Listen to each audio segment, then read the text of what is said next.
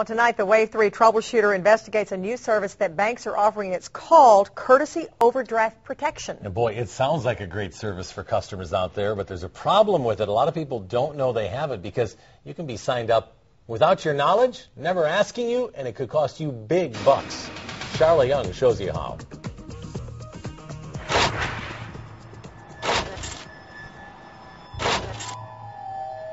More and more Americans are using their debit cards to pay for their cups of coffee or tank of gas. But that service can cost you big bucks if your bank checking account gets too low. I was $350 in the hole. Whitney Botkins knows the system all too well. I would put in money and I wouldn't receive the deposit for 5 days after I put in the money, which would cause things to bounce. Her debit card was never deactivated, and the bank covered all the transactions for a fee. So each time they kept running things through and they were charging me $35 until we equaled $350 later. This is not an isolated case. It's happening to consumers everywhere. Made a purchase of $10, was charged a $36 fee.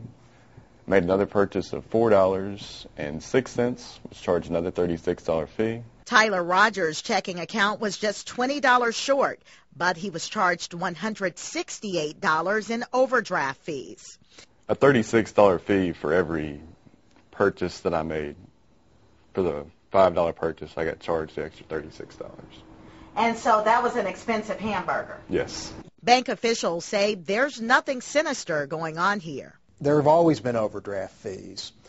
Customers absolutely are aware that when they overdraft their account, there's going to be a fee associated with that. Steve Traeger is president and CEO of Republic Bank. He was the only banker in town we contacted who agreed to an on-camera interview about this. 4 other banks declined our request or did not respond at all.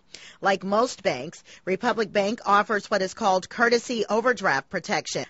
Last year alone, according to our research, banks nationwide made between $17 and $36.7 billion in profits just in overdraft fees. It's a service that we provide. It's expensive for us to deliver the service, and it's a service that creates risk for the bank. So in turn, we charge for that service. It's well understood by the customer, and yes, it can generate income for the bank. In fact, reports from Mobe Services indicate 45% of the banks that made a profit last year would not have if overdraft fees did not exist. Still, Traeger explains it's a popular product for Republic Bank customers. So they can take comfort in knowing that that check that's in the hands of some business out there is going to be covered and they aren't going to be embarrassed. But some bank customers like Whitney Botkins, who banked with National City for 15 years, are saying thanks but no thanks. She would prefer the debit card be denied at the time of purchase. I think that if the money's not there, they should not pay anything. Many consumers say they had no idea they were even enrolled in this program.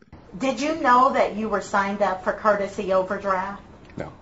So you never signed up for that? No.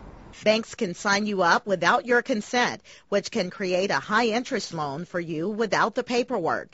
Let's say you have an overdraft of $20. The average overdraft fee is $27, and there are additional fees, usually about $10 a day for every day you're in the red.